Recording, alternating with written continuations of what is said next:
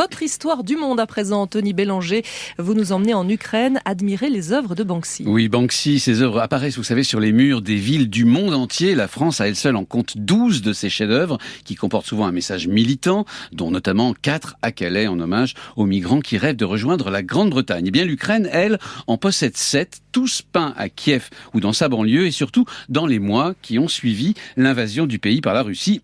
La plus célèbre, on l'a tous vu, étant peut-être cette fresque représentant, vous savez, une gymnaste en équilibre sur des ruines. Eh bien, parmi ces 7 chefs-d'œuvre figure la représentation d'une femme en peignoir, tenant extincteur et portant un masque à gaz. Elle a été peinte à Hostomel et suggère l'irruption de la guerre dans la sphère privée, sauf que le 2 décembre, cette fresque a disparu. Elle a été volée ?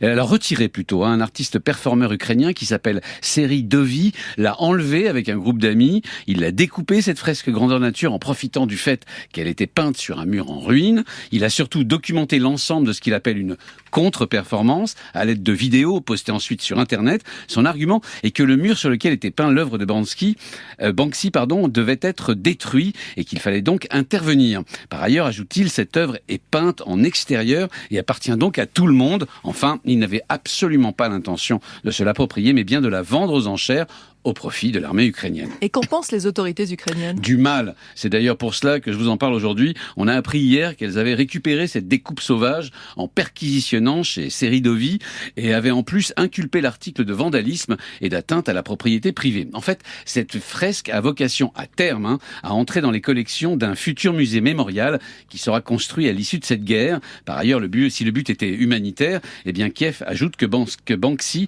a déjà offert en mars le produit d'une vente publique à un hôpital pour enfants de la capitale. Est-ce que vous avez d'autres exemples ? Il y a déjà eu ce genre de situation ? Alors oui, quelque chose d'équivalent s'était passé à Bristol, en Grande-Bretagne, en 2014. Le propriétaire du Broad Plain Boys Club a voulu mettre en vente une fresque que Banksy avait peinte à l'intérieur de cette maison de la jeunesse vieille de 120 ans.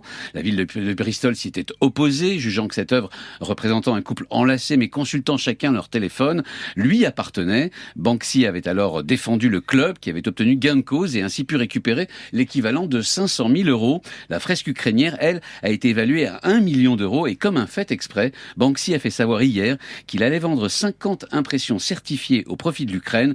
Le message, charité bien ordonnée, commence par l'artiste lui-même. Anthony Bélanger, 6h47.